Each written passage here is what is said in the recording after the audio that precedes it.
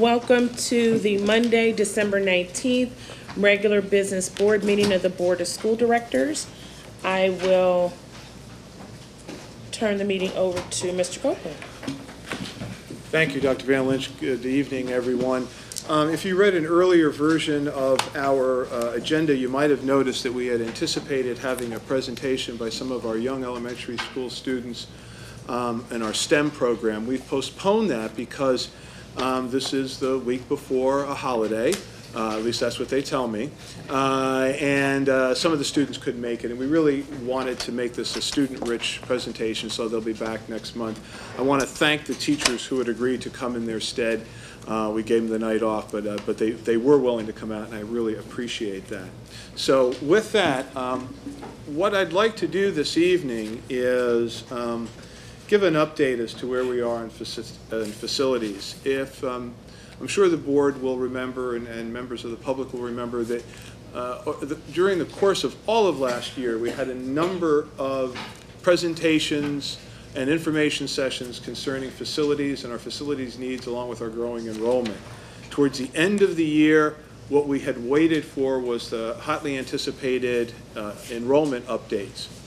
We took the, I think, a prudent move to make sure that we had actually two demographers. Now the good news is in some areas they agreed, the bad news is in some areas they disagreed, and you'll see that tonight. So what the administration has been able to do is put some of those numbers together, remind everyone where we are in terms of some of our options, and talk about some necessary next steps. So with that, your indulgence, I'll go to the podium.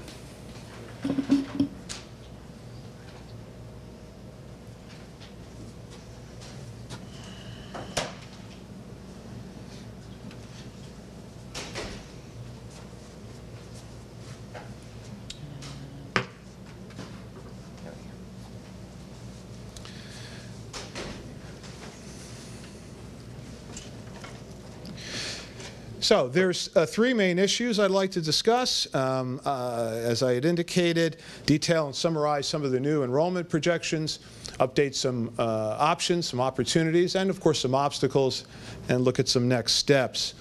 First, some interesting enrollment. I'm sure you can all read that, but if you just take my word for it, that is the Commonwealth of Pennsylvania, and that is school enrollment growth from 2008 to the present. And if you'll take a look at the far right side, those are about 15 or 20 of the fastest growing enrollments in the Commonwealth. And if you take a further look, you'll note that Lower Merion, represented in the dark bar, is the second fastest growing school district by percentage of growth in the Commonwealth of Pennsylvania. And if you'll look, you'll see it's South Fayette. I think that's the school district. It's just outside of Pittsburgh. And you can see their numbers and their number of students that are growing. If you look in Springfield, that's Springfield, Delaware County, I believe. Somebody shake their heads over there. They are, okay. And you can see their growth, and you can see Lower Merion's growth in number of students is significantly higher than anyone else. If I had rerun the chart, I could have rerun the chart instead of percentage of growth. We could have rerun the chart with simply the number of students growing. I think we'd probably be first. The elementary projections, school projections. Now, you can see one of our demographers on top. I think that's MCPC compared with Sundell. And in the elementary, you see some dissonance between the two projections. In the middle school, almost identical. But take a look at, what is that, 2026, and you'll see the upsurge. So it looks like we've got a period where there's a decrease, and then all of a sudden it jumps up again. The high school projections almost entirely agree. So what happens here from the demographer's report, it's interesting. In most school districts, certainly school districts I've been associated with, what keeps superintendents up at night is if you've got a half-day kindergarten program, not only how many kindergartners are going to show up, but how many first graders are going to show up. Because you never know how much in-migration there's going to be. Here in Lower Merion, there's significant in-migration at the secondary level and even more at the high school level. So there's a vast increase of students coming back into the Lower Merion schools from somewhere else. I would argue the quality of the schools speaks to that. Now here's where we run into a bit of a problem. This is Gladwin Elementary School and a comparison to Marion Elementary School, and this is where we get some real dissonance. So one demographer is saying Gladwin is going to grow, and the other demographer is saying not so much, and in the other one they're saying Marion is going to grow, and the other is saying not so much. And we've asked them to go back and forth and explain that, and it really has to do with the science of the demographic information, and they both feel that they've got the numbers pretty correctly. What I've asked people to do is to look at the highest projected enrollment as we go forward and see where we are. 6 broad approaches and a review of the options that we had discussed in the spring. Some folks have said you can redistrict out of the situation, out of the problem. Others have said, well, we own property at the St. Justin site, which is right adjacent to Welsh Valley Middle School, and if we built a new school or a kindergarten center, that would work. Others have argued for neighborhood stabilization, keeping the elementary schools pretty close to where they are. And there's a new suggestion was, well, if you move the 5th grade into a middle school and you have 5-8 middle schools, would losing the 5th grade into the elementary schools really solve the problem? And some folks have just simply argued for a higher class size. I'm going to take a look at each one of these. In redistricting, if you'll note, down at the bottom left-hand corner, the school that's really seeing a lot of growth is Penn Wynne. You'll notice 2 things. Each one of those black dots represents students in the attendance area. And you can see that there's a concentration of students in the eastern part of the district and relative scarcity in the western part of the district. And if you look at the bottom, it's a shaded green area, you'll see that's the Penn Wynne catchment area. So one of the concerns that we have for redistricting is in order to substantially reduce the number of elementary students at Penn Wynne into the other elementary schools, if you can see there's such a concentration at the southern end of the district. The concentration is not at the northern end. You'd actually have to probably go into a walk zone to redistrict to reduce the numbers. We've looked at it and said, well, what would happen? Well, you'd really probably have to build classrooms at Marion and Penn Valley. You would have to transfer students from Penn Wynne into those schools. You'd probably have to build on to those schools. Marion already has, as does Penn Valley, a very tight situation. Clearly, we'd be moving a difficult situation at Penn Wynne and creating a difficult situation at the other 2 schools. There's concerns about impervious surface. And as you'll hear me talk about later, it might or might not help Bala-Cynwyd, which is seeing some significant growth. So redistricting we don't see as a perfect solution moving forward, but we did take a good, close, hard look at it out of due diligence. We also looked at a new elementary school on the St. Justin's property. If you're familiar with the property, you'll know that it's long, it's narrow. It really, based on what our architects have said, could only really handle a school of about 550 students. Some have asked, what about moving a single grade there? Well, a single elementary grade is going to be about 700 students pretty soon. So you'd be talking about, it would be very difficult to fit that many students on that site. And it may still require some expansion in some other schools. We did take a look at it as a kindergarten school and just making it a kindergarten center. And I'll talk about that in a second. The other problem with building a school there, if you're going to reduce, as a K-5 school, if you're going to reduce the number of students in the other schools to make it work, you're going to have to do what's called a cascading effect in terms of redistricting. So if you find the St. Justin's site, let's see if I can point to it here. It's right, whoops, see, that's why I didn't want to do that. Okay. Right there. I got it right? Is that about St. Justin's?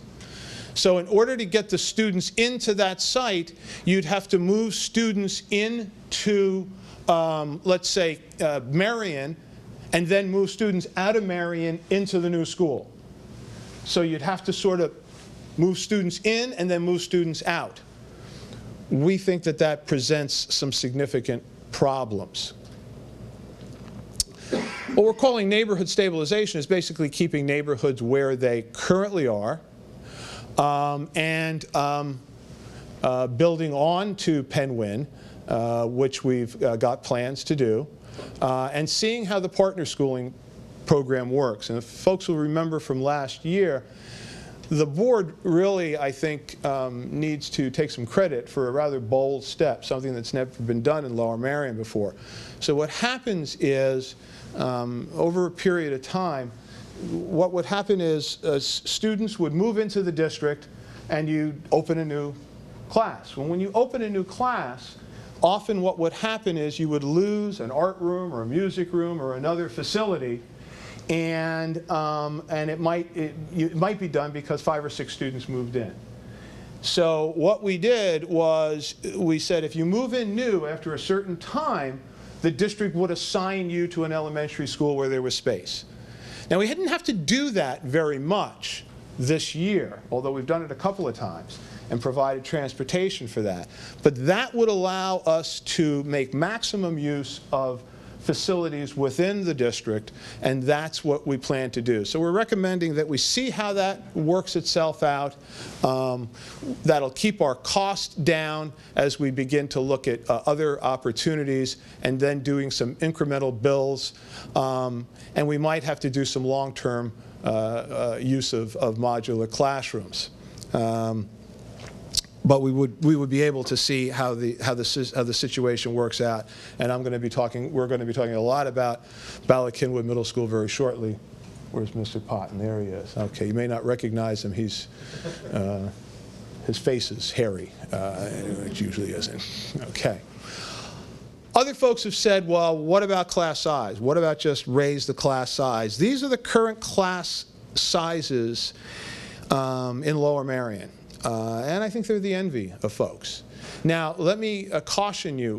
We have been working very hard with our demographers to get our numbers where they need to be. What I'm going to show you is a slides that I showed you last year. They've not been updated, and we will update them to show the highest projected enrollment for what might take place if you increase class sizes.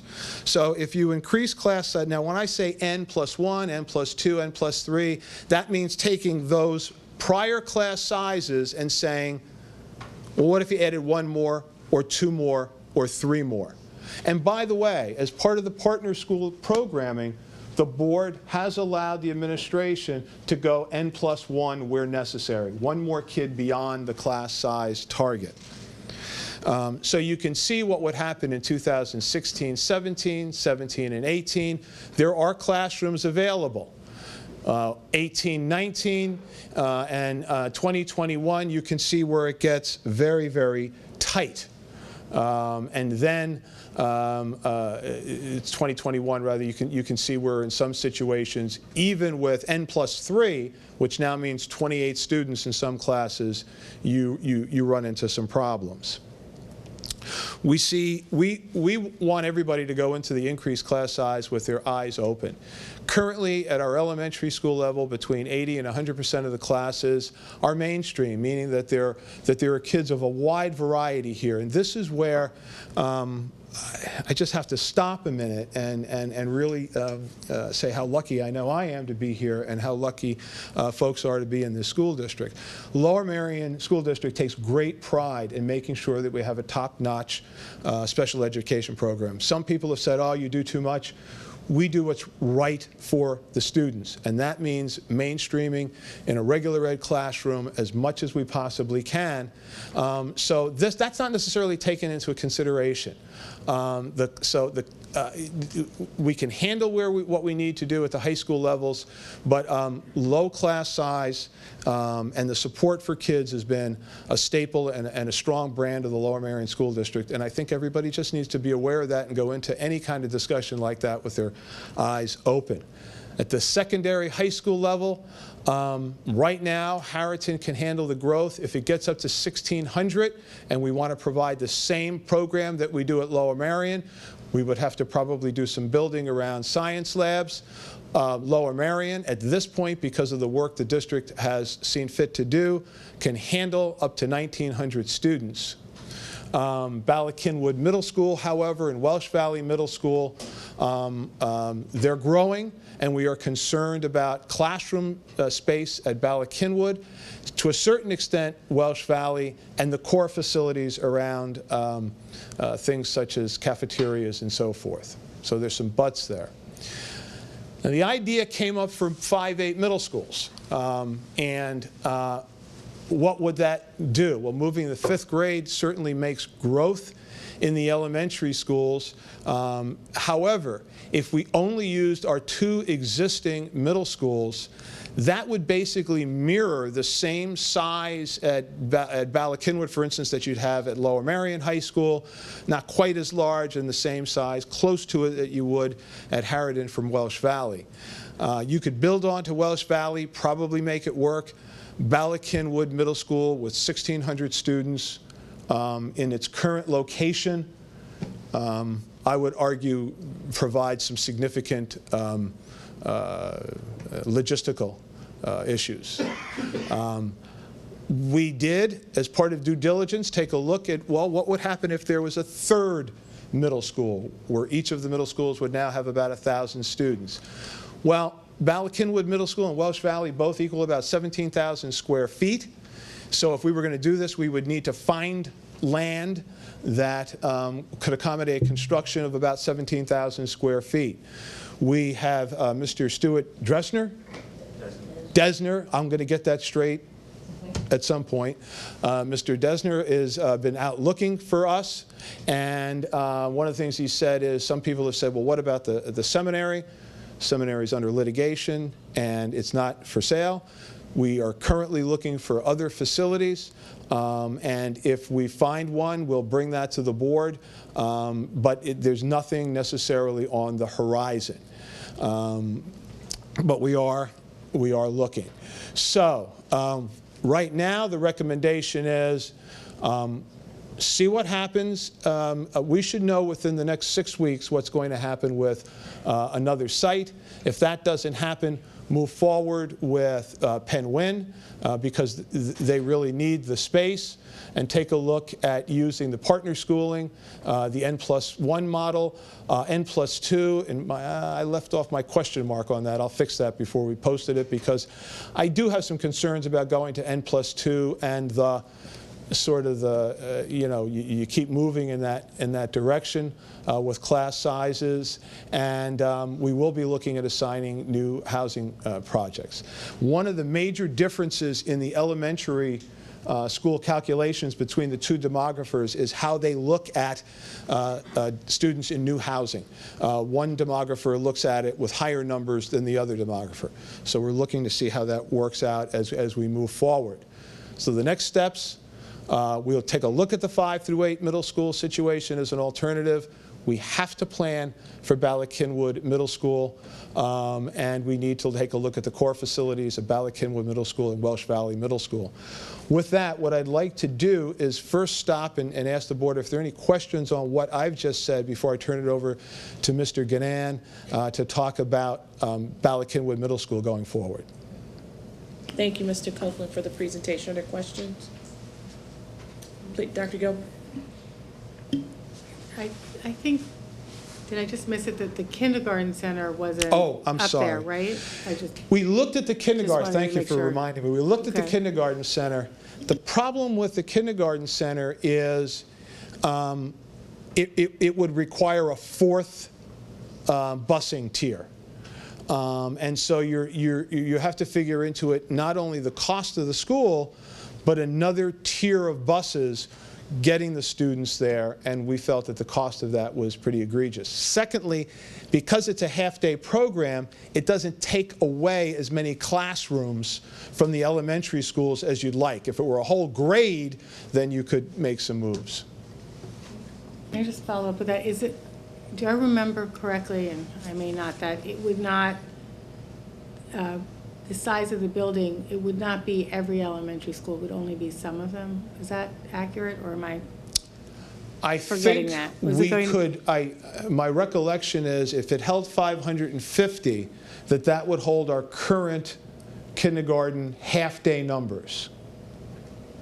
I'm Okay. looking, people are looking at me blankly, so I'm not sure if I've, I can check on that. That's fine, we can check on. That's my Oh, we looked at recollection, but I both. can check Okay. that. I couldn't remember, thanks. Mr. Driscoll? Bob, thank you for this. I'm sorry. Just on the option that's labeled just redistricting only, it's, as it's presented here though, there's obviously, when you get into the sub-bullets, there's construction involved. So there's no way at the current time, given our enrollment, what we have today and what we expect to have, to just redraw the boundaries and make this problem go away. That is not an option. Well, redrawing the boundaries might eliminate some construction in one place and create construction somewhere else.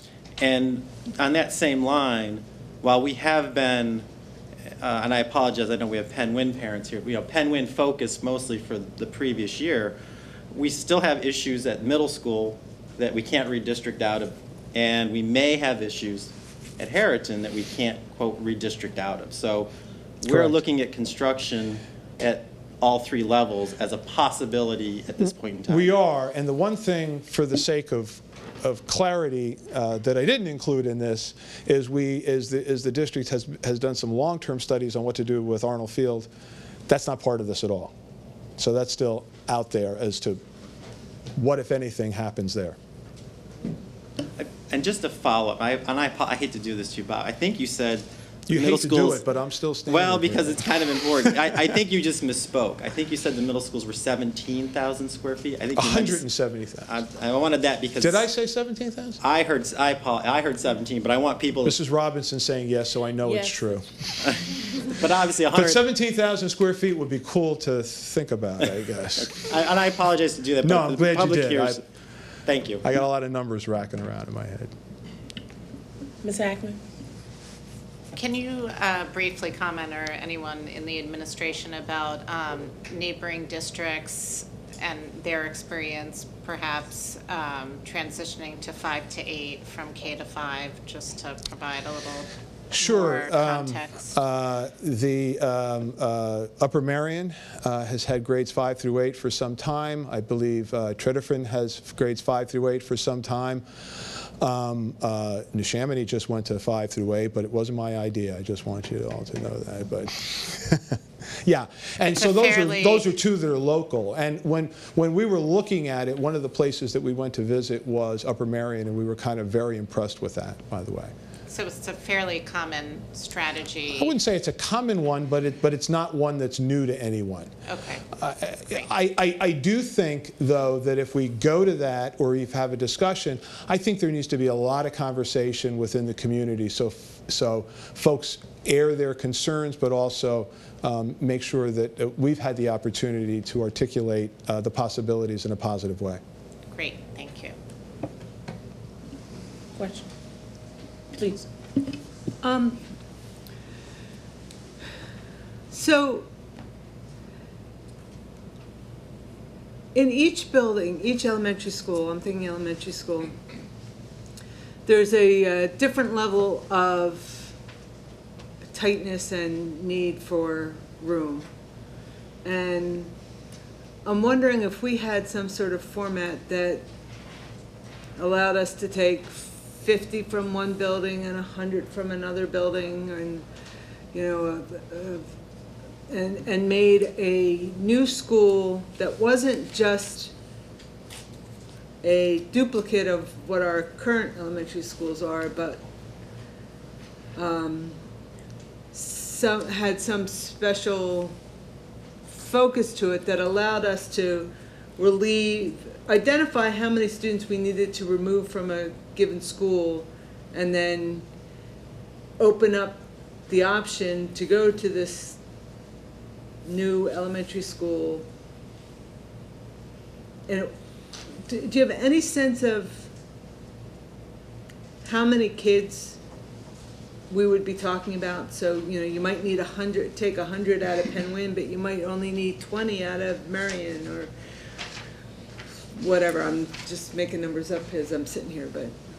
We actually did. We took a look at where the overages would be over a variety of years. I don't have that chart with me, but we did take a look at that. And we also looked at the possibility of some sort of magnet school. We thought, wouldn't it be cool to have kind of an IB school or something like that, or an elementary school there. Time isn't on our side is one problem. And ultimately, it's going to be, how do you get the right number of students from the right school requesting that school, and then if it doesn't, and in a particular grade, I mean, a lot has to fall in place for it to happen with a relatively small number. But that's not necessarily, that would be another option to look at. Questions? Oh, please, Mr. Fetterman. Thank you, Bob. Just a question, looking at the middle school projections in terms of what the demographers told us, it does seem to peak at 2021, 22, and then decrease for a number of years, and then go up sort of towards the end. And in light of what I'm curious about is what assumptions we're making in terms of the long term, meaning more than 5 years, as opposed to just a 5-year period, which the demographers sort of, basically stated that their figures are really only reliable 5 years out, and then after that, it's sort of not a guessing game, but they don't have enough data in which to really generate reliable information. And that's what my question is: to what extent do we think we might have a bubble that goes down according to the chart, or is this a long-term? You understand what I'm asking, and what are the assumptions we're making in deciding how to spend the money? I guess that's. Well,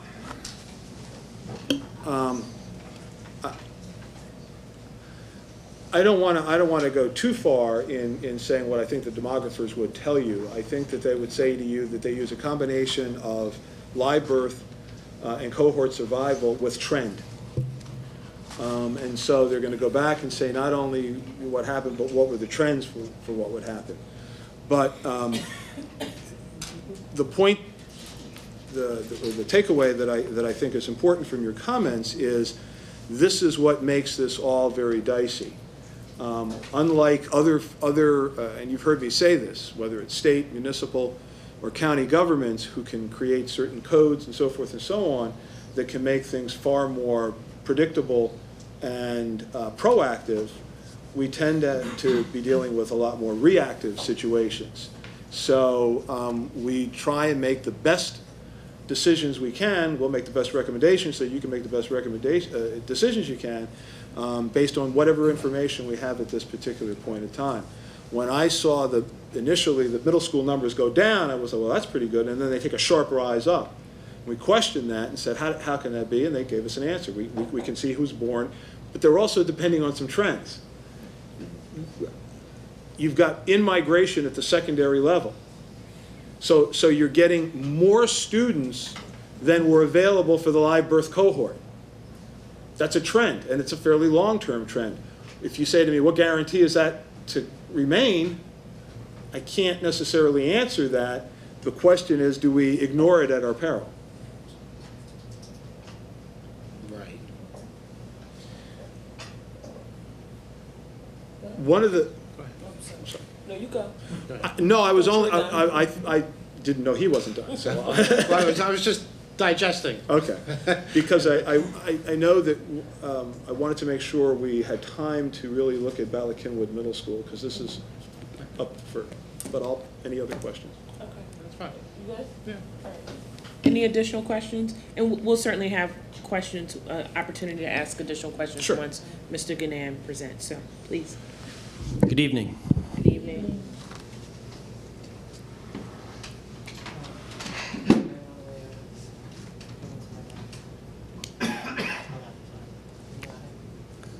How do I bring this up?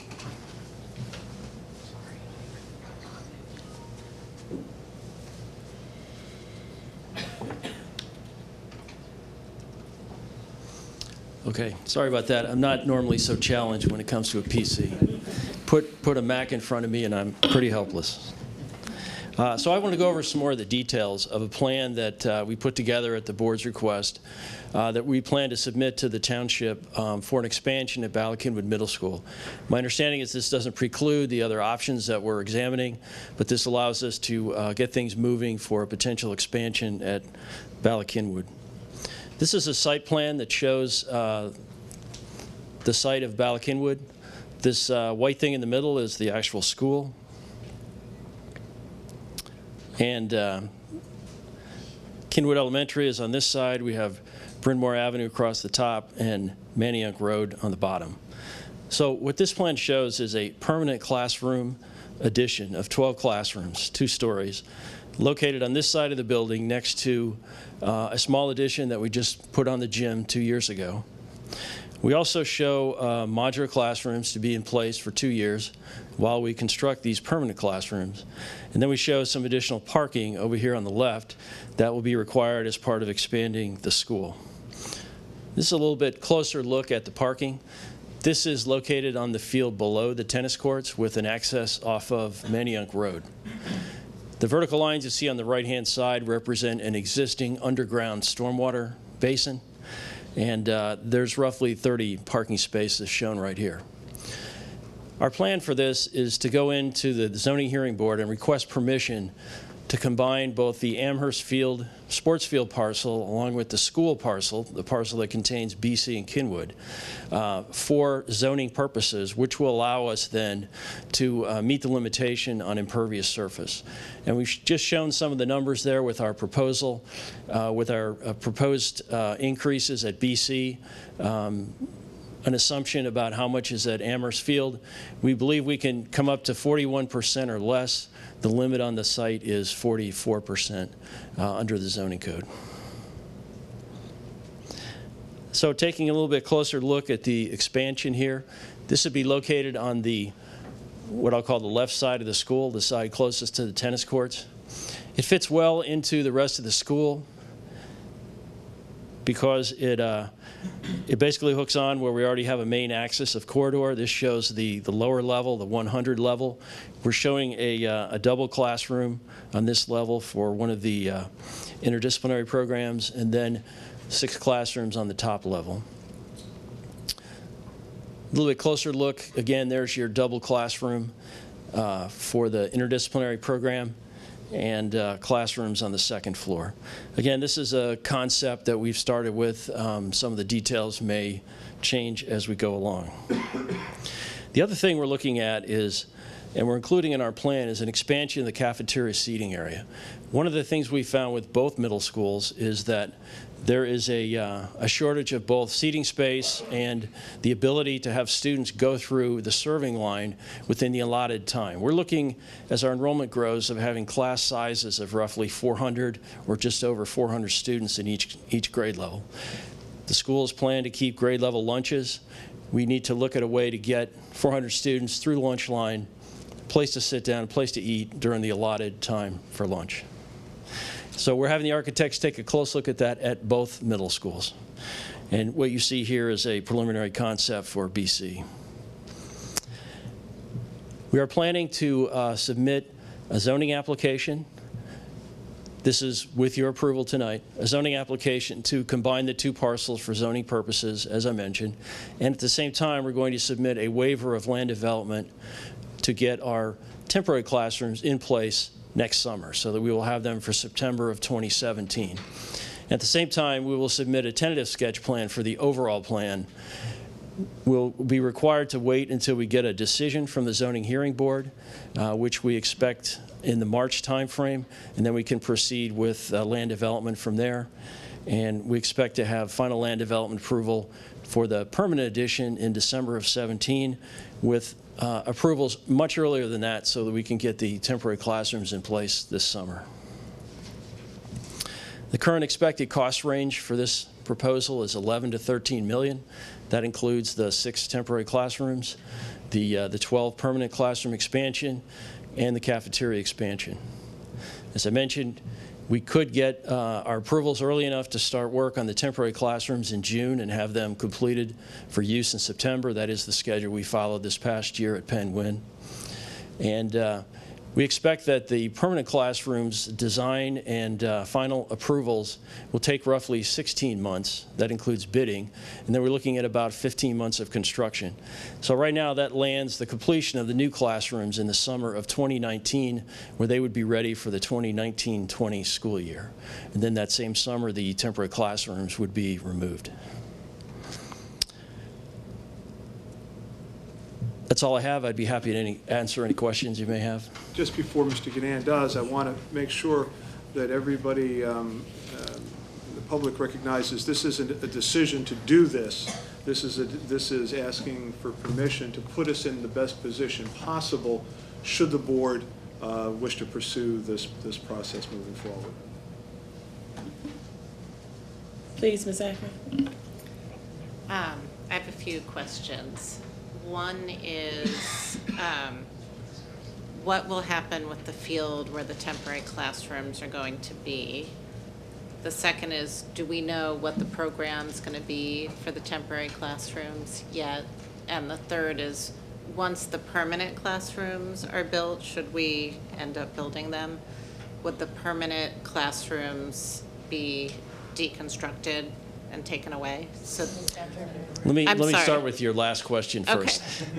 And the answer to that is yes. And anything temporary would be removed. It would only Okay. be there for to tide us over while enrollment increases and we're still building permanent. Okay. As far as what program would be there, I'm going to have to defer to the principal for that one. I'm not sure if. Okay. Okay. And then the first question was about the use of the field with the temporary classrooms there. Right. Our plan would be to put the, as the diagram showed, put it on the southern end, or the bottom end, if you will, of the field closest to the track. That would leave the top end of the field available for recess for the elementary school. Could be available for practice for the middle school. But we believe that we can move primarily football and other sports up to Gladwin and have them play there during the construction period. Okay. Thanks. To add to the question around the field use, currently the field, because of its size, is not regulation, so it is only used for practice with the exception of football. So it would be really just a changing in terms of football. Right now, track is not cannot be run on that field due to the size of the track, so we already have to have home track meets somewhere else. Okay. Okay. I know I know everyone knows this and other schools have the same challenge, but that is the only green space available to Kinwood Elementary School. So, you know, it's a nice big size and people are fairly protective of it, especially the kids who play football at recess. So. Understood. With regard to your question about program, we've looked at a couple of different options. Right now, with the temporary classrooms, we'd be looking at department-wise, possibly a world language, could be mathematics, but a department would move into that area for now. I think that's a great idea. So, okay. Okay, thank you. Additional questions? Please, Dr. Leary. I guess my question may be too vague, but can you tell me how this might affect the feel of going to Bala Cynwyd? And the reason I ask is, I drive by other districts that are further away from the city, and they have these rolling, beautiful campuses. We don't have that luxury because of, we're so built up. And I think the administration, this administration, and for as long as I've been involved in the school, has been diligently looking for additional properties, and it doesn't seem to be in the cards for us. I'm wondering at what point the school feels urban and not suburban, and is that the right way to phrase the question, or can you comment at all? Haven't spent a great deal of time in that school. I'll let Mr. Potton talk about his school. I can tell you we're not there yet. I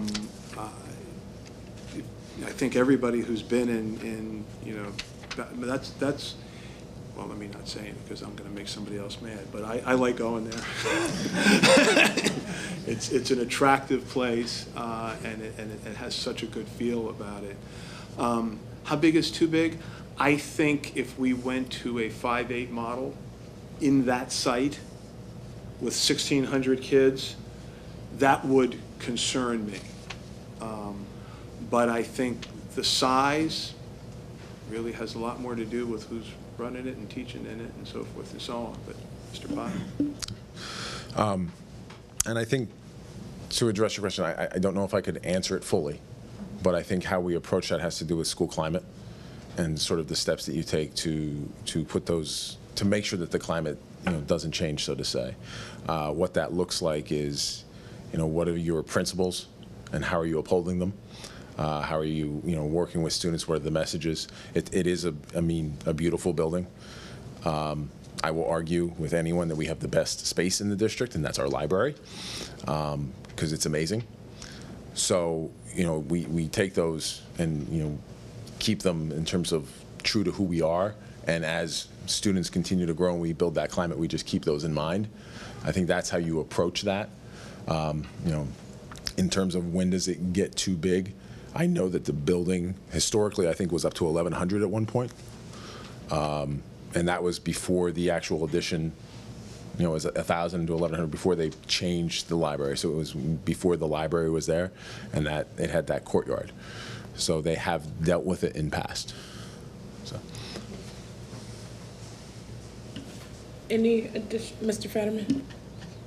Thanks, Pat. I was wondering if, with regard to the issues of the zoning issues and combining the parcels and with the impervious, do you have any preliminary discussions with the township, or do you anticipate any significant issues on that end, or with regard to, I think you may have mentioned the fact that we had combined parcels once before, or did we have some experience with that? I don't know that we have experience. I think, I'm not an attorney, but I've picked this up already from Fred Fromhold. It's an important distinction. We're not consolidating two parcels. We're asking for the parcels to be combined for zoning purposes. We've talked to township staff. They believe that that is a valid route to take. We're starting to present this plan in public, and I'm sure we'll get feedback from people, and we'll hear what they have to say. Mr. Driscoll and then Ms. Robinson. Thank you both for the presentation. Pat, I just want to ask you again, I asked this at facilities, as we progress through this plan, at some point we will go to the Board of Commissioners under a land development approval, and I was trying to get a sense of how much flexibility we have over the next several months should a change be needed, either turning the addition 90 degrees or moving it.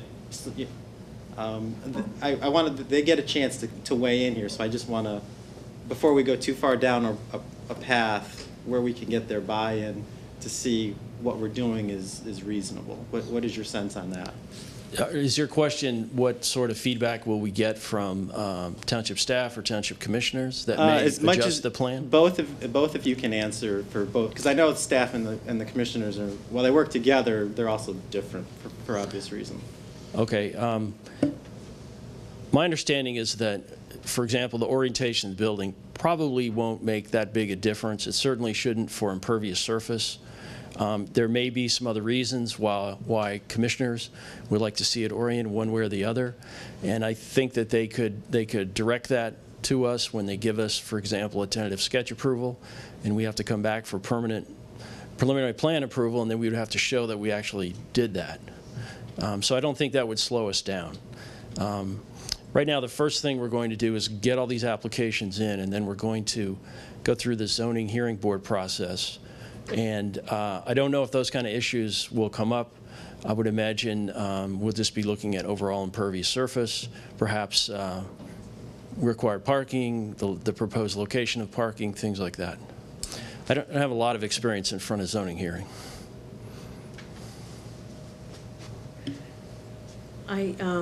Thanks for the presentation and looking into this for us. In terms of the middle school projections, does this addition of 12 classrooms address the highest projected enrollment?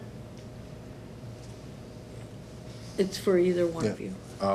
When we looked at the highest projected, which had upward around 400 per grade, that was the addition of the 12 classrooms, yes. So that does get us to that point.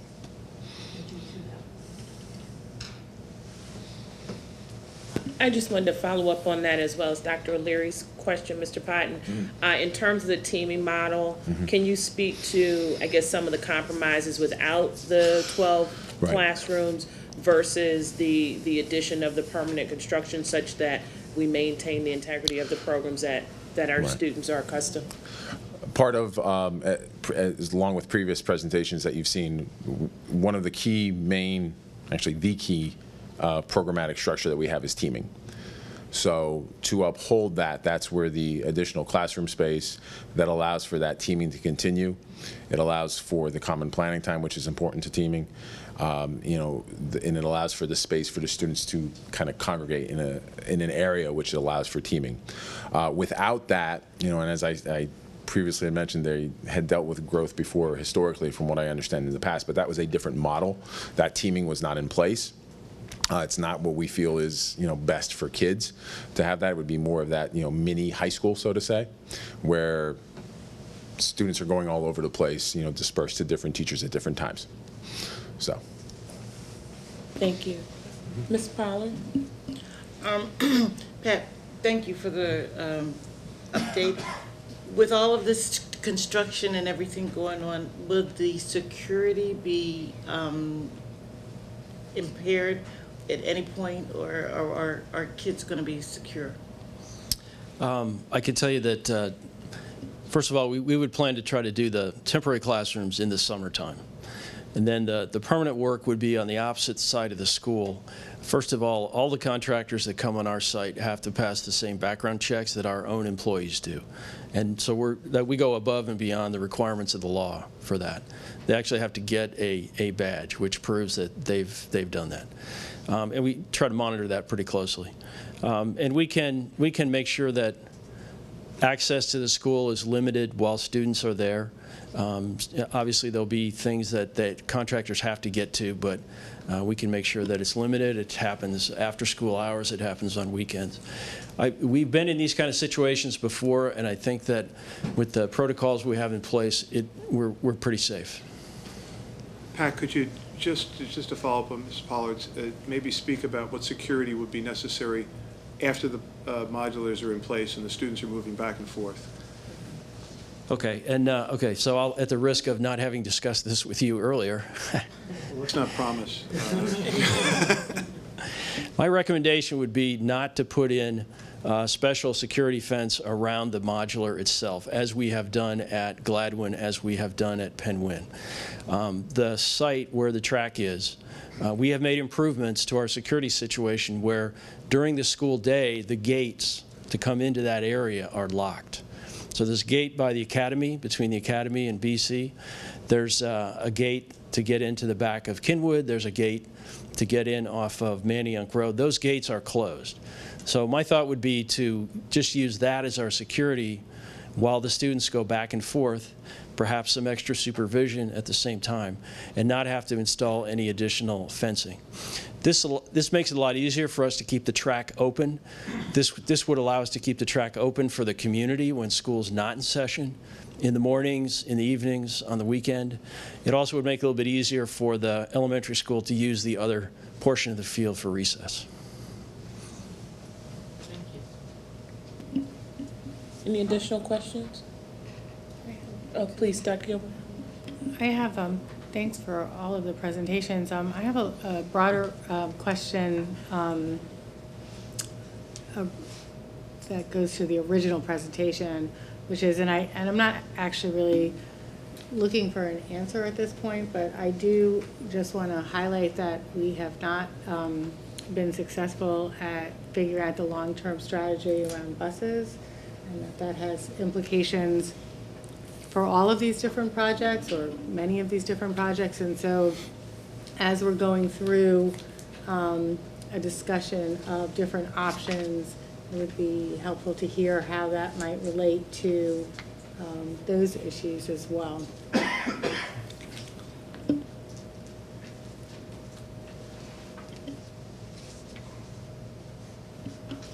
Additional questions?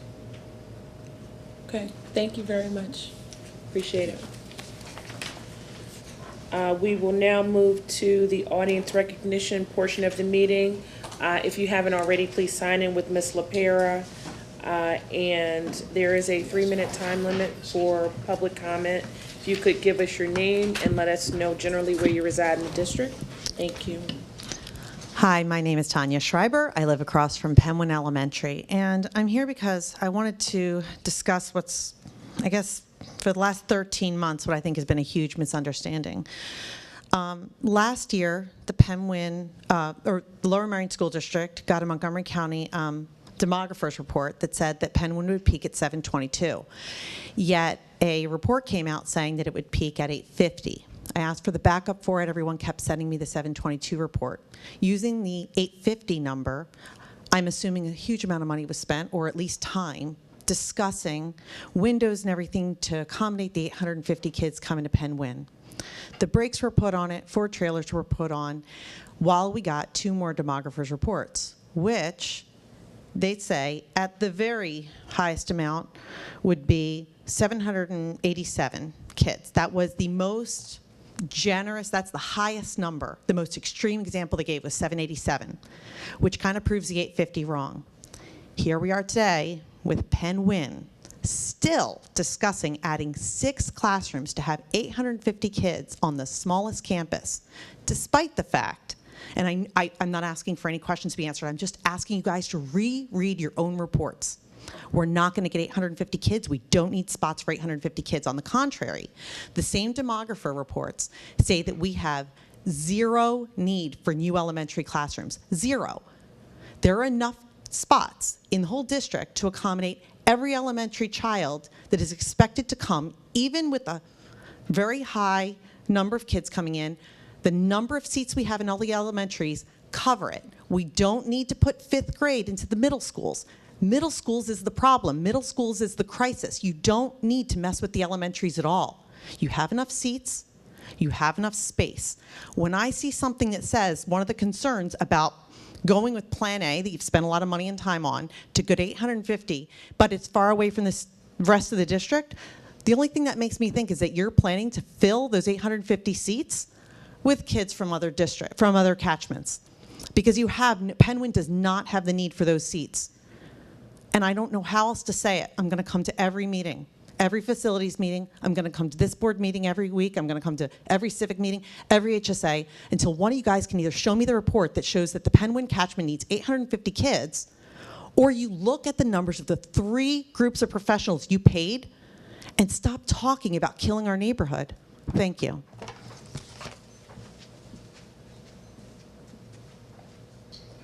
I don't have anyone else signed up. Oh, Ms. Jenkins.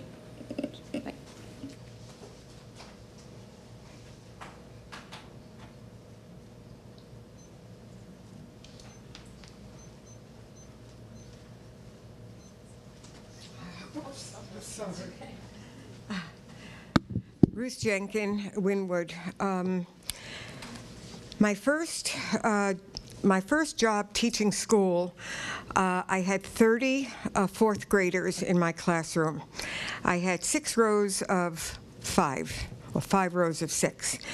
What I didn't have was an assistant. And I think that in some of these classrooms, that even though you may have more than the ideal number, and you may wind up with, let's say, 25 in a classroom, that if you hire a teaching assistant for those classrooms that have the larger numbers, then the students will still get the same attention that they would have before. And the other thing was that the other choice that I had brought up a while ago was to change the high school's enrollment so that Lower Merion would have the 9th and 10th grades and Harriton would have the 11th and 12th grades, and that would take the drivers over to Harriton where there would be more space and maybe equalize out the population, and also not have the problem of which kids from which middle schools go to which high schools. Thank you. Thank you. Is there another speaker? Yes. Okay, please. Hi, my name is Beth Ladenheim. I'm in the Penwyn area, but my questions are about the Wolk lawsuit. Is this the right time to ask? Can I ask? Huh? It's, under agenda items? No, I don't want the agenda. Oh, So we'll take public comment on non-agenda items at the end of the meeting. So that's when your question regarding the lawsuit would be appropriate. okay, thank you. Okay, thank you.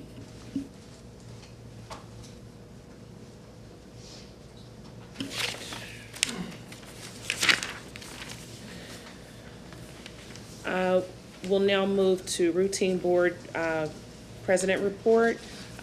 Recommended action to approve the minutes from the following Board of School Directors meetings: November 21st, regular business meeting, December 5th, reorganization meeting, and accept the following committee meeting minutes: November 30th, communications, December 7th, curriculum, December 9th, policy, December 14th, communications, December 15th, facilities and purchasing, and December 16th, finance committee meeting. Are there questions? Is there a motion to approve? There's second? Second. All in favor? Aye. Opposed? Motion carries. We'll now have the superintendent update by Mr. Copeland. Thank you, Dr. Lynch. I recently received an email from Scott Leggett, who's a coordinator for the Urban Schools Initiative of the Pennsylvania Science Olympiad and a former Bala-Cynwyd teacher. Mr. Leggett expressed his sincere gratitude to our Bala-Cynwyd Middle School and Harriton High School Science Olympiad coaches and students that attended the Build It, Study It, Learn It Day at St. Joe's University on December 3rd. Our teams helped prepare students from urban schools, sharing resources, helping build structures, and giving the students some of their best tips on how to be a successful science Olympian. Mr. Leggett commended the district on how prepared the LMSD teams were to serve as mentors and expressed gratitude that they gave up a Saturday night to help the Urban Schools Initiative so that students from underserved communities are better able to participate and compete in Science Olympiad. Mr. Leggett also shared that there were visitors from out of state there that day to observe the program. They told him they were amazed at the willingness of our Championship Science Olympiad team to share so much of their knowledge. Doesn't happen in other states. Thank you to those students and coaches. We're extremely proud of your achievement, and we appreciate how well you made Lower Merion look.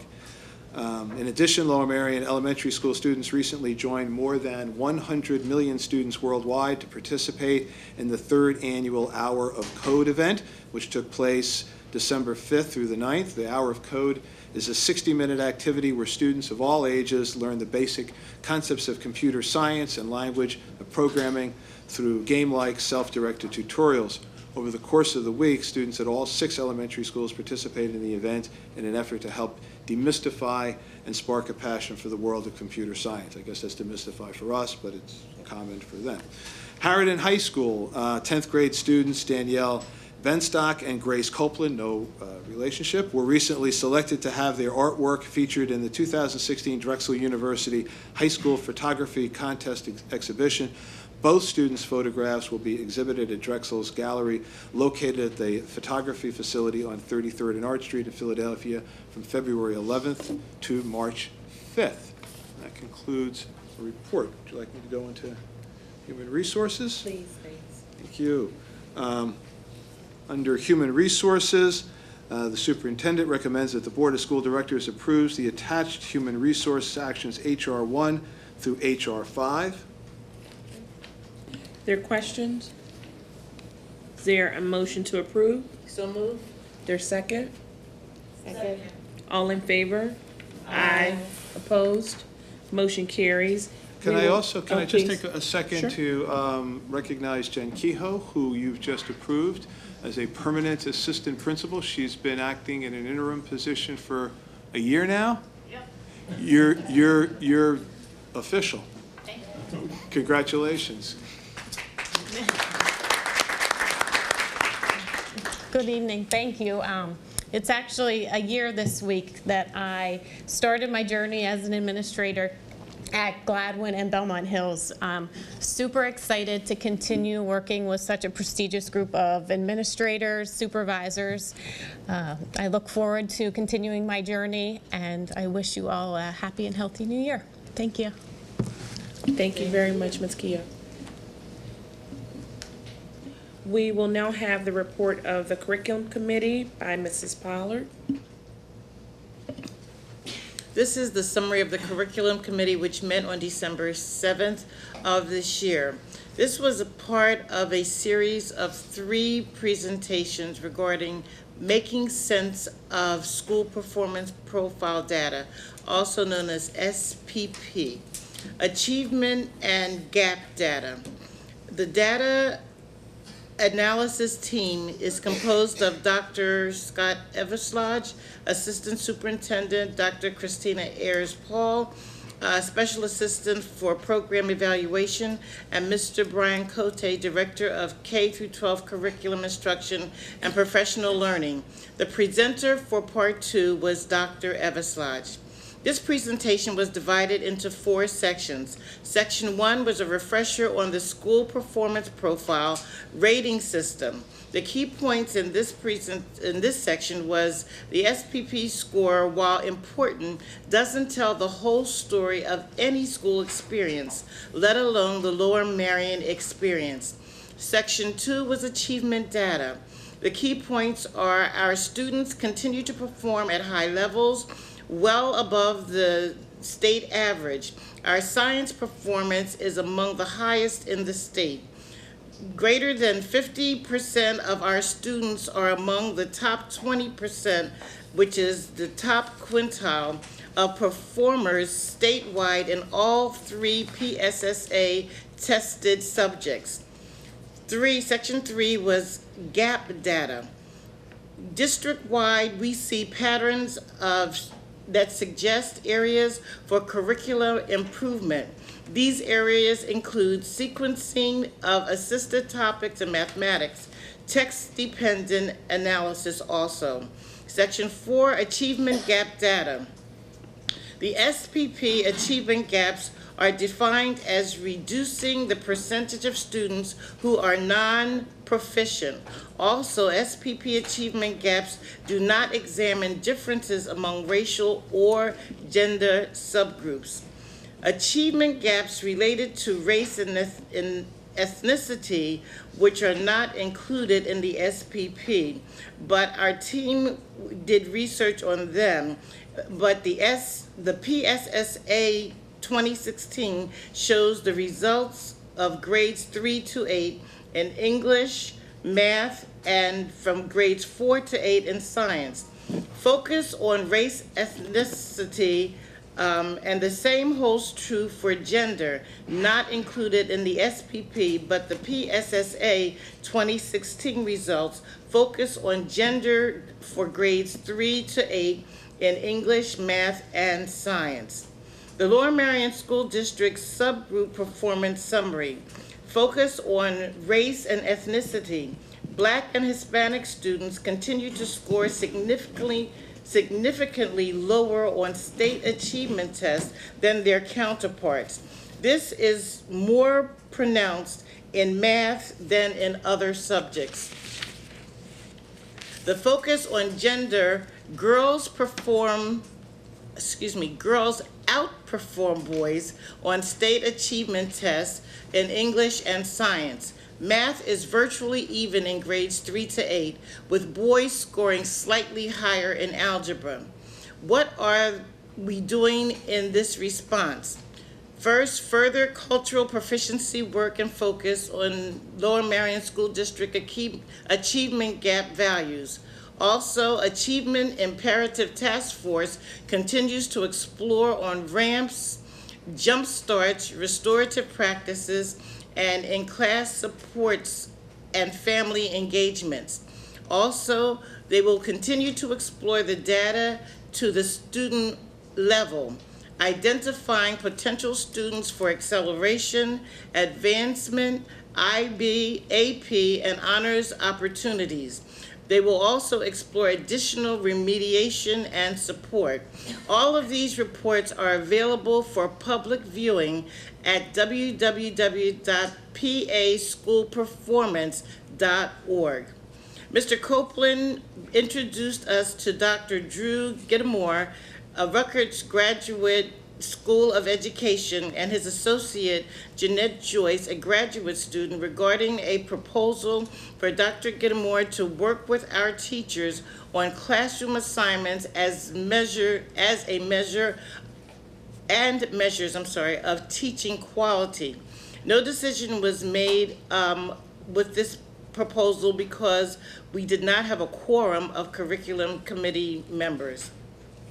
Also, Mr. Jason Lilly brought before the committee a request for a course name change. He is requesting math analysis trig be changed to pre-calculus.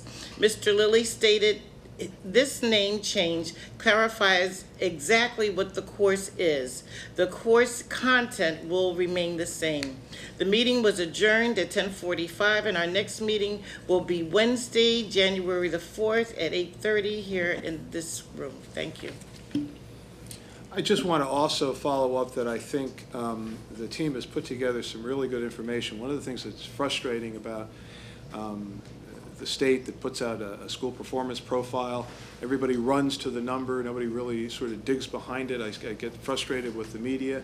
They don't ask questions. I think they did a really nice job. I know that you're going to present before the Education Committee of the Board the second one. I know that Star Wars came out this week. This presentation, you should go online, is far better. It's cheaper, but in all seriousness, I think it really will help folks put all of this into perspective. I think they did a great job on it. The administration recommends that the Board of School Directors approve the attached overnight field trips.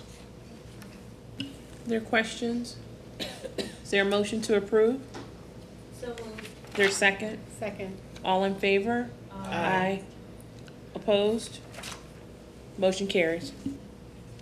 Under Student Services, the administration recommends that the Board of School Directors approves the Educational Services Agreement, SS1. Are there questions? Is there a motion to approve? So moved. Is there a second? Second. All in favor? Aye. Opposed? Motion carries. We will now have the report of the Finance Committee by Mr. Bonaventura. Thank you. The Finance Committee met in public meeting on Friday, the sole agenda item being a review of the yearly district audit and the supplementary single audit that just looks at our federal funds. Tom Rowane and Mike DeHaven from Rainier and Company, the auditors, reviewed the audits with those of us in attendance. After careful review, the auditors found that the district was in strong financial position, and they returned an unmodified audit, which means that there were no findings, concerns, or problems. I just wanted to share a couple of highlights. First, the auditors made it clear that they work for the board and by extension the taxpayer and not the administration.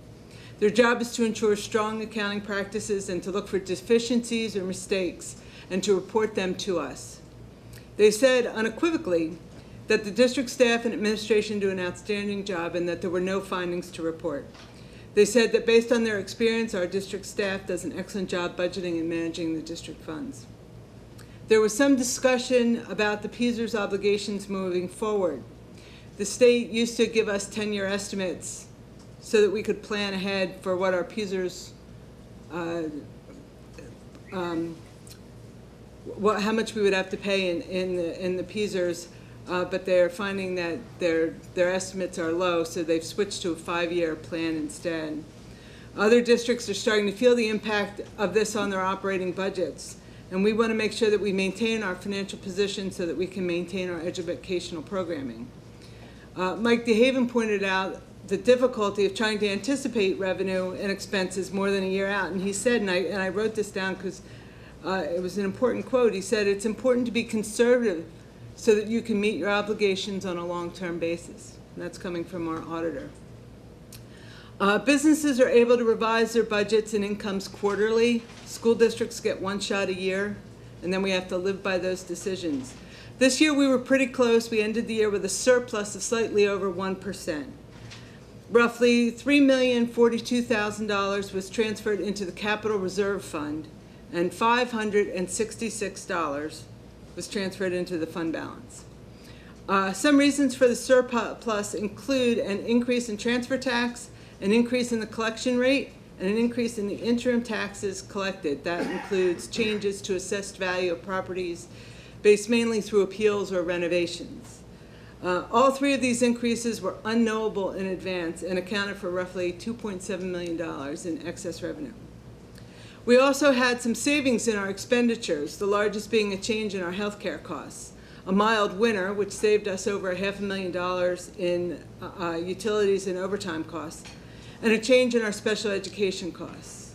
And breakage, which is a term that we use to refer to times where we pay a salary smaller for a new employee than we do for a retiring one. So we budget for the retiring one, but we end up with a new employee. Or perhaps a position goes unfilled for a month or two, and that money is what we call breakage. So that also accounted for some of our excess. We also saw some areas where our original budget number was low. Transportation costs stand out in a big way here this year, as we were under budgeted by a little over $1 million. Again, this was primarily based on expenses we couldn't have anticipated. However, net to actual, the district ended the fiscal year with a surplus of slightly more than 1%. As we enter the new budget cycle, our preliminary budget for 2017-18 will be presented to the board at the meeting in January, I think January 23rd, yes. I think is the date. And we'll post the dates of the other budget presentations that are required by the state on our website as soon as we have them, which should be soon. In addition to those required meetings, the Finance Committee plans to add some additional meetings, and I welcome if you have any thoughts or ideas on topics or anything about those meetings that you'd like to share. Please feel free to email the board, and I'll try and incorporate them into the Finance Committee meetings if I can. We'll announce those dates as soon as they're determined. With that, that's the report of the Finance Committee. Thank you, Mr. Bonaventura. Mr. Orlando? Under Business Office and Finance, we have 4 action items. Items B through E. I will take them in one motion unless a board member would like me to separate any of those motions. Seeing that there are none, the administration recommends the Board of School Directors approve the following motions.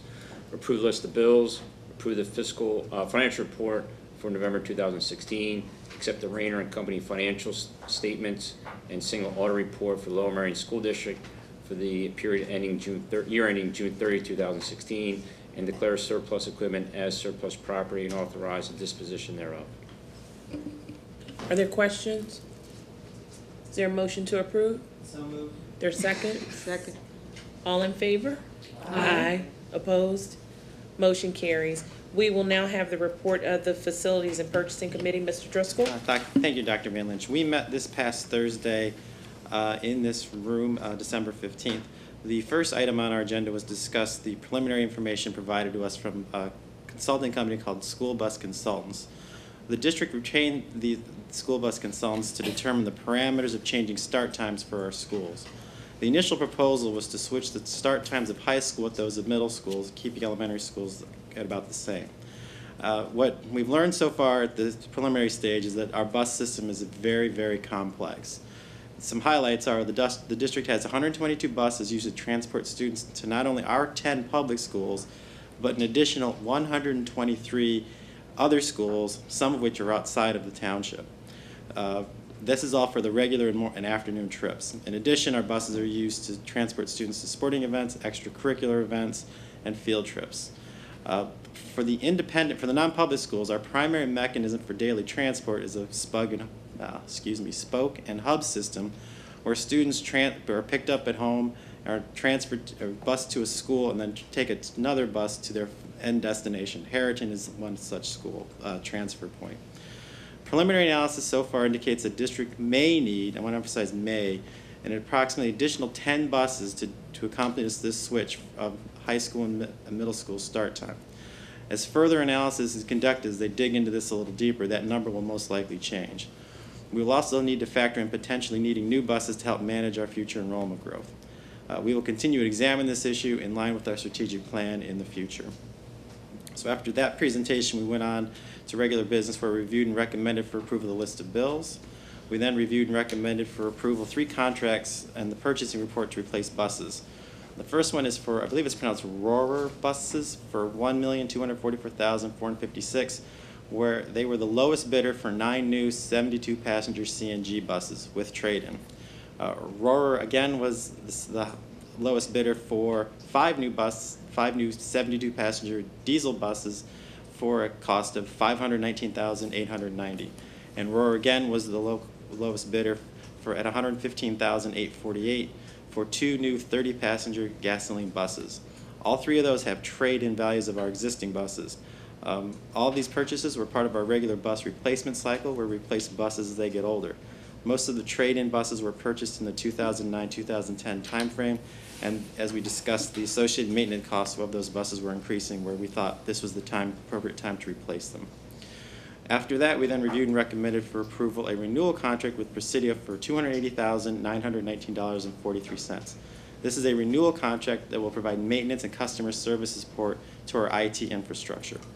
We then reviewed and recommended for approval a letter from PD under Plan Con Part K.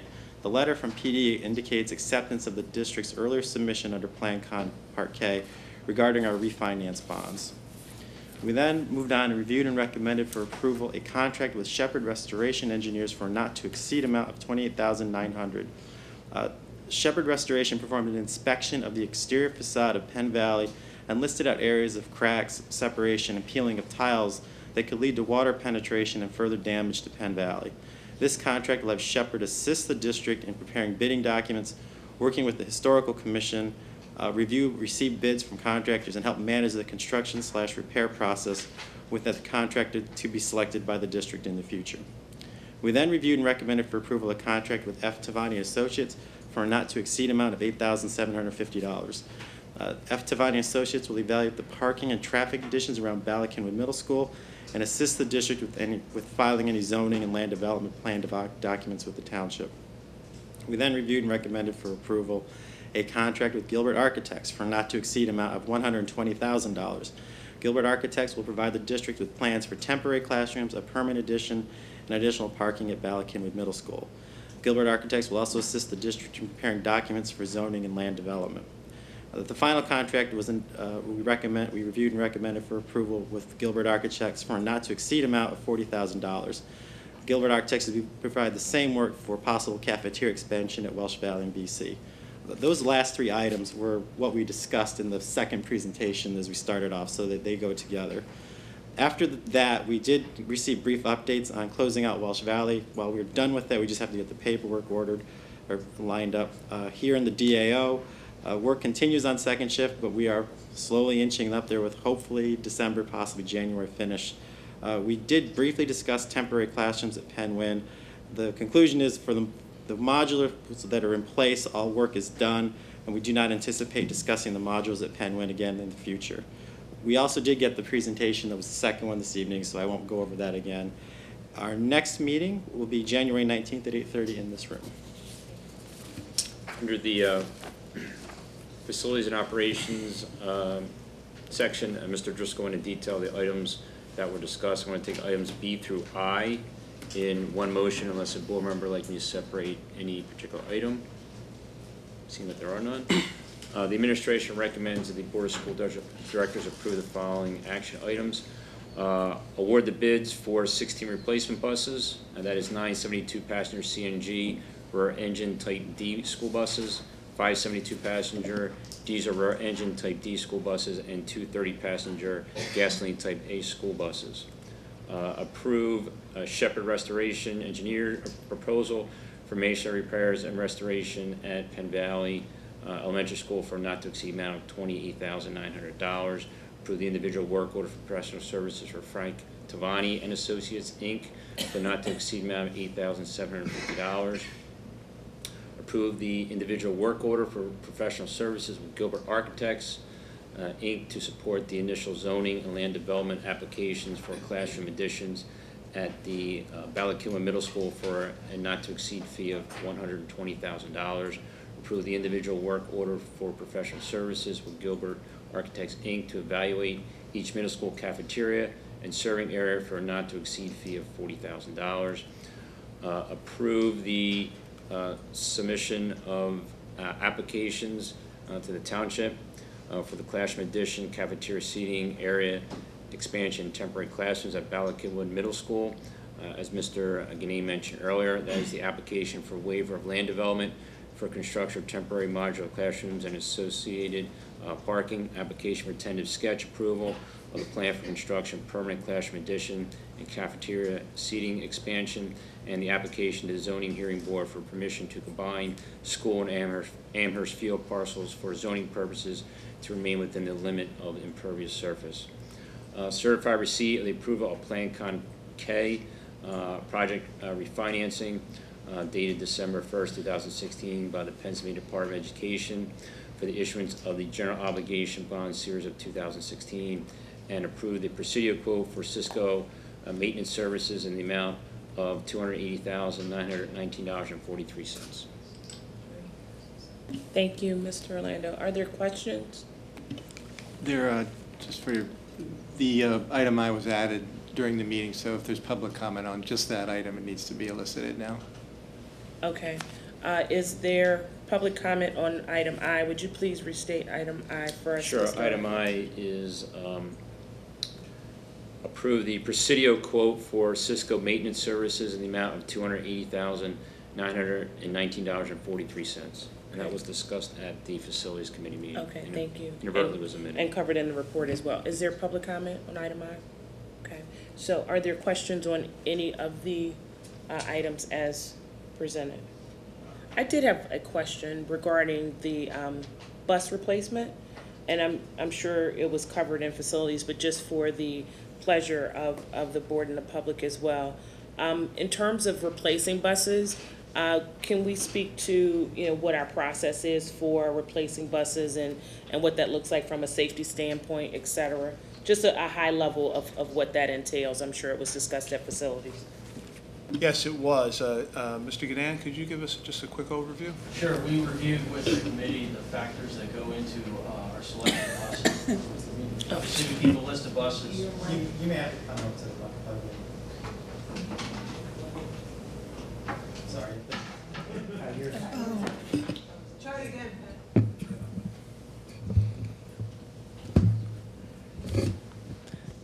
So we did make a presentation to the committee. We started out with a list of factors that we look at when we consider buses for replacement. Obviously, we keep a list of buses. We can sort it from the oldest bus to the newest bus. Right now, it looks like we're keeping our buses anywhere from 8 to 10 years. There are many factors that go into it. It's not just the age of the bus, it's also the condition of it. We also look at the maintenance costs, and we were able to look at some of these buses that appeared to be not as old as others, but had high maintenance costs due to some issues related to the bus. And then there's also a subjective input from our bus mechanics, our head bus mechanic. Thank you, Mr. Ganea. Are there additional questions? Is there a motion to approve? So moved. There a second? Second. All in favor? Aye. Opposed? Motion carries. We will now have the report of the policy committee meeting from Ms. Robinson. Thank you, Dr. Van Lynch. The policy committee met on December 9th, 2016 in this room at 8:30 a.m. We discussed we discussed 4 policies and administrative regulations attached to those policies, and brought forth one for a first reading this month. Policy in AR 105.1, curriculum review by parents, guardians, and students. This policy in AR have been created to comply with state law. After a long discussion, it was determined that this policy needed further edits and thus will be brought back next month as a first reading. Policy AR 904, public attendance at school events. This policy has been created to comply with state law and to document the procedures already in place within the school district. The policy will undergo additional edits and come back next month as a first reading. Policy in AR 555, private coaching and training of students by district athletic coaches. This policy and AR have been developed in response to concerns raised regarding real and or perceived conflicts of interest. Further discussion and revisions are necessary. Therefore, this policy and AR will be brought back next month for a first reading. Policy 906, not the AR. The AR will go without first reading. Policy in AR 906, public complaints. This policy and AR have been written in response to recent legislation requiring us to document procedures we currently employ. The policy is being put forth as a first reading. The next policy committee meeting will be held on January 13th, 2017 in this room. Thank you. Thank you, Ms. Robinson.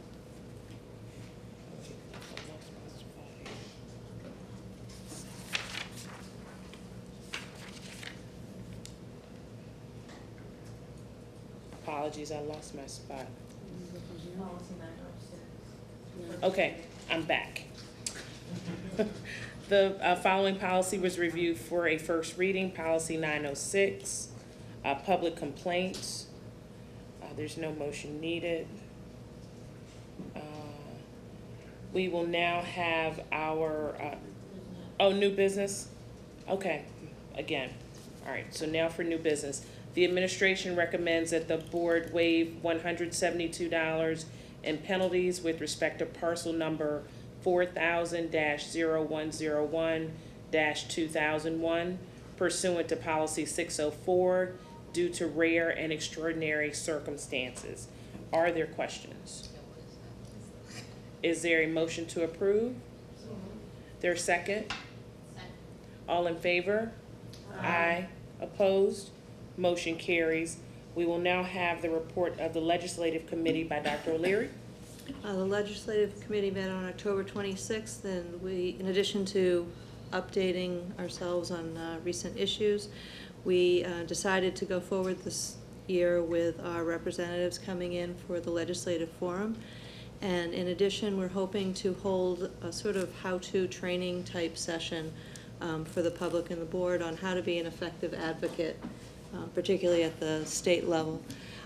Our next meeting, so what's going on legislative right now in Harrisburg, they're planning their budget, and so as every year they're projecting great deficits, and they're sort of deciding what the priorities are. And so I think people who are interested should stay on top of what's going on now, because these are the early conversations where people really are making decisions on what's most important in their minds. I wanted to just say our next meeting is this Wednesday, the 21st at 8:30, and during that meeting we're going to talk about the format of the legislative roundtable. And we're sort of open to a lot of ideas and happy to change that up. If people are interested, please come on Wednesday morning or send in your ideas to communitycomments@lmsd.org. Thank you. Thank you, Dr. O'Leary. We'll now have the report of the Communications Committee. Ms. Hackman? Yes, we've met twice since our last meeting. First, I'll talk about what we discussed on November 30th. At that time, there had been, in terms of recent news and highlights, there had been a number of letters sent out to the community about pertussis, and food drives and winter concerts. So that was, I guess, leading into December. Then we had a pretty robust discussion about a new CRM tool that we'd like to explore implementation of. And this would be kind of a partnership between the district, the ISC, and by association with the ISC, the HSAs, the Education Foundation, and the Alumni Association. So all of these organizations, along with the district, saw a huge benefit to this new CRM tool, which would help us manage all of our volunteers in the schools, but also allow us to better organize all of our contacts in terms of community volunteers among several different groups with appropriate security features as well. So that was going to be further explored, I think, with a report back at the next meeting in January. We had some discussion of costs and splitting annual fees with our partners. So that was actually a great thing to hear about. Next, we talked about planning for budget communications this year and some of the key tools we hope to implement for the public, one of which is some kind of newsletter that would be most likely mailed to everyone just to provide more information about our budget and increase transparency and understanding so the public, not just people who have kids in the schools, understand how we make our budget and the kind of trade-offs and choices we have to make. We also talked about a video that would explain how our public budgeting process works and be available online. And we talked about getting some volunteers or key communicators to help us as we try to explain this out to the public, so it's not just us talking about this. So those would be community volunteers. We talked about, let's see, a parent education programs page was launched on the website. We also discussed the fact that Mark, last name Klein, is leading outreach to all the elementary schools to meet with groups of parents in conjunction with the HSAs to discuss recess. So we wanted to make sure that the community knew about that. That's been endorsed by the administration and the board, and it's a fact-finding activity at the moment, and then we'll bring back all that information, have further discussion. And then at the meeting last Wednesday, we met with the Communication Solution Group, which is a consultant we've hired to help us with communications around the budget moving into the next part of the year, and talked about some more specifics about what we plan to implement, and we'll be moving forward on that starting in the new year. And we think it will greatly benefit all of the residents of Lower Merion to understand in more detail, hopefully simpler explanations of how our budget works, especially in our current context of a difficult budget year and process. Thank you.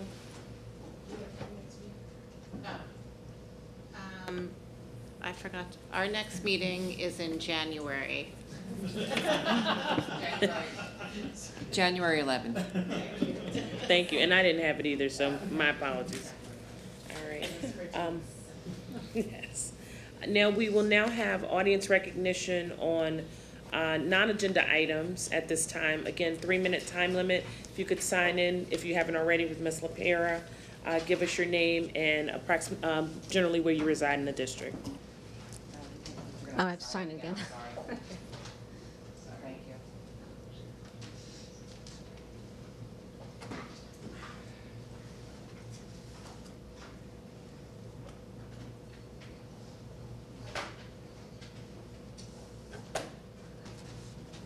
Hi, my name is Beth Ladenheim.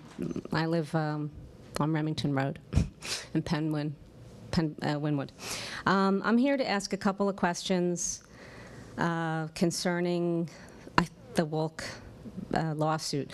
The first question is that about Jane Broderson had circulated a petition to public school parents attacking Arthur Wolk's lawsuit. So did the school district provide her with the email addresses?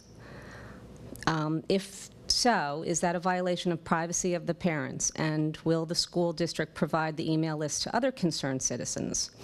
If the school district did not provide Ms. Broderson with the email addresses, does the school district agree that individuals can use public school parents' contact information as they see fit?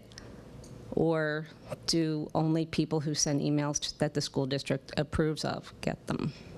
That's my first question. Secondly, on September 20th, 2016, the school district's attorney in the Wolk lawsuit billed the district for the time talking with Jane Broderson. Are the communication consultants that the taxpayers are paying for also working with Jane Broderson? Did they help her get her website up and running?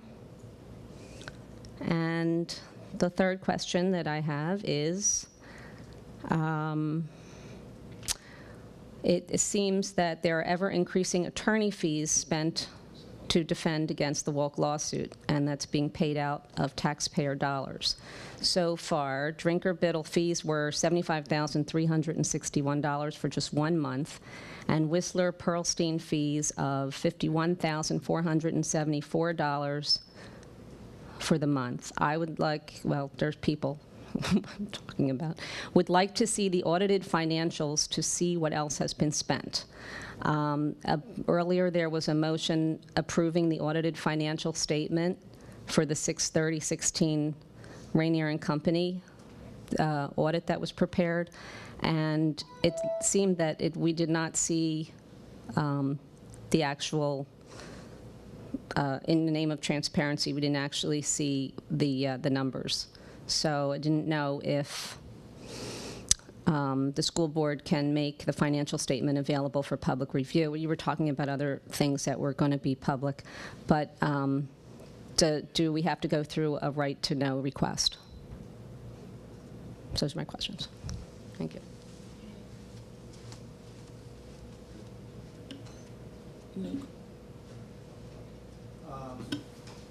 The district didn't supply anyone with emails, nor did the district or anyone associated with this district that I'm aware of provide any support in website design. I do think it would be appropriate for a right-to-know request, but I'll turn that over to. Yes, just to make sure there's clarity on exactly what's being requested and to make sure that, you know, a thorough, proper search could be done for whatever is requested.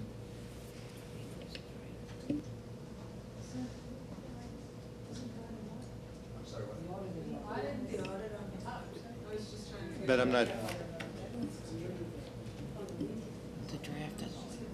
The audit report that I think that's why we asked for a right-to-know request, so it's clear about what individuals are asking for. Right.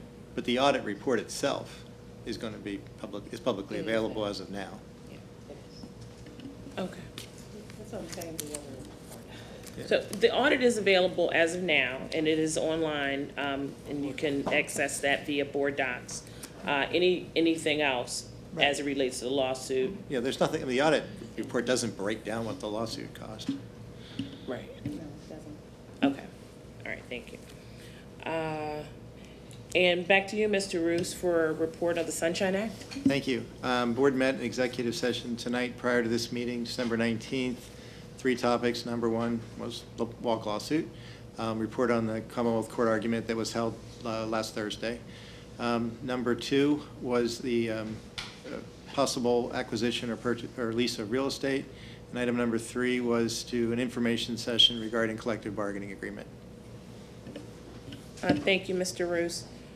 I just wanted to make a couple of announcements. One is that the intergovernmental meeting with the Lower Merion School Board selected members, as well as the Narberth Borough Council, who'll be hosting in January, and the Board of Commissioners selected members will meet January 19th.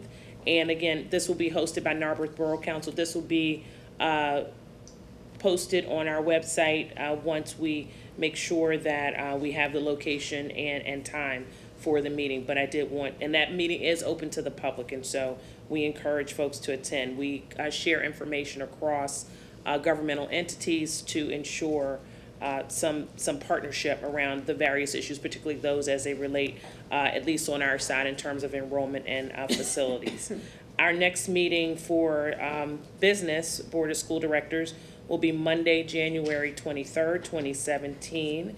And with that, we wish you all happy holidays and happy New Year. And we will see you in 2017. With that, we're adjourned. Thank you.